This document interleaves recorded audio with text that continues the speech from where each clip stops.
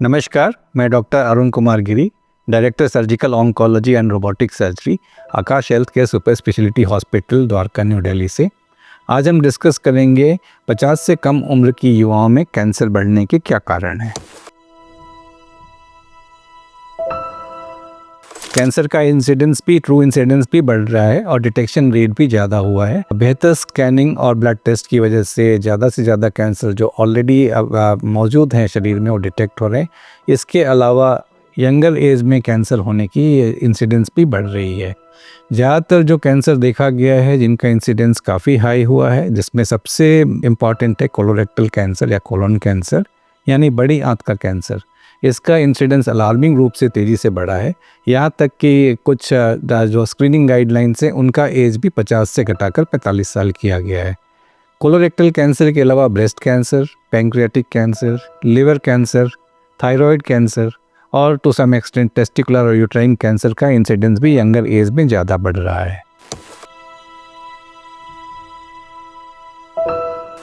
Lifestyle का cancer के incidence से बिल्कुल सीधा संबंध है, ये सिंपल कोरिलेशन नहीं है, it is more than that.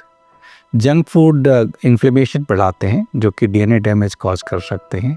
Ultra processed meat is a class 1 carcinogen, WHO के द्वारा ये क्लासीफाई किया है एज ए कार्सिनोजन। इसका मतलब ये है कि ये इंसिडेंस ऑफ कैंसर इंक्रीज करते हैं।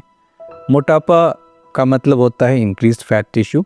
फैट टिश्यू में कुछ हार्मोन प्रोडक्शन जो ग्रोथ फैक्टर की तरह कैंसर सेल्स के लिए काम करते हैं वो बढ़ जाते हैं, like oestrogen, insulin like growth factors. इनके बढ़ने से कैंसर सेल्स को डायरेक्ट सिग्नल जाता है ग्रोथ के लिए, तो ये कैंसर के इंसिडेंस को बढ़ाते हैं। फिजिकल एक्टिविटी कम होने से गट का ट्रांजिट टाइम बढ़ता है, जिससे कि फूड टॉक्सिन्स काफ़ी समय तक बॉडी में रहते हैं जो एब्जॉर्ब होके कार्सिनोजेनिक बन जाते हैं। Melatonin is an anti cancer hormone. Melatonin की कमी से, सर्केडियन रिदम के डिस्ट्रप्शन से ब्रेस्ट एंड कोलोन कैंसर के इंसिडेंस ज़्यादा देखे गए हैं। इसके अलावा स्ट्रेस से इम्यून सिस्टम हमारा सप्रेस होता है, जिससे इम्यून सर्वेलेंस के में कैंसर सेल्स जो है डिटेक्ट नहीं होते और कैंसर के इंसिडेंस बढ़ते हैं।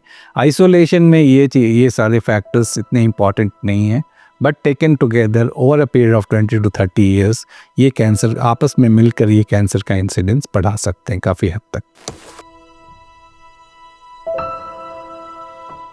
प्लास्टिक पॉलीसाइक्लिक कंपाउंड्स होते हैं। पॉलीसाइक्लिक कंपाउंड्स ऐसे होते हैं जो हार्मोन्स को मिमिक करते हैं।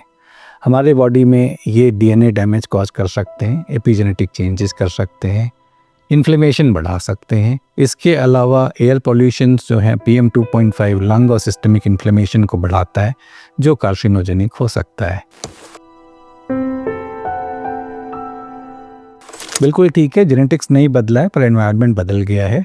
There has been genetic gene environment mismatch. इसका मतलब ये जीन्स हमारे तो पुराने हैं, लेकिन हमारी दुनिया, हमारा एनवायरनमेंट बहुत तेज़ी से बदला है, जिसके लिए हम अभी तक एक्लिमेटाइज नहीं हो पाए हैं।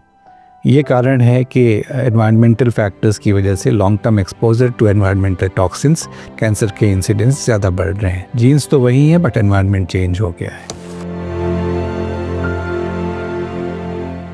ज़्यादातर युवा ये सोचकर इग्नोर कर देते हैं कुछ सिम्टम्स को कि हमें तो ऐसी बीमारी नहीं हो सकती, ये तो ओल्ड एज में ही होता है, कैंसर तो ओल्ड एज की डिजीज़ है। तो इसलिए कुछ ऐसे रेड फ्लैग साइंस होते हैं, ऐसे सिम्टम्स होते हैं जो कि उसको इग्नोर करते हैं, जैसे लगातार थकान बने रहना, भूख की कमी, वज़न की कमी, ब्रेस्ट में या शरीर में कोई गांठ, unexplained fever, change in bowel habit यानी स्टूल में खून आना या बॉवेल हैबिट्स का चेंज होना, कॉन्स्टिपेशन, डायरिया का अल्टरनेट होना। ये सब सिम्टम्स ऐसे हैं जो कि रेड फ्लैग साइंस हैं, इनको इग्नोर ना करें। यंगर एज में भी कैंसर होता है, तो उसमें अगर ये symptoms more than 2 to 3 weeks persist करते हैं तो आप अपने डॉक्टर को ज़रूर मिलें। ये ज़रूरी नहीं है कि हर युवा को कैंसर होता है, बट ये भी सच है कि युवाओं में कैंसर का इंसिडेंस बढ़ रहा है। Awareness, change in lifestyle and early detection is the key to success and to have a healthy life. Thank you very much.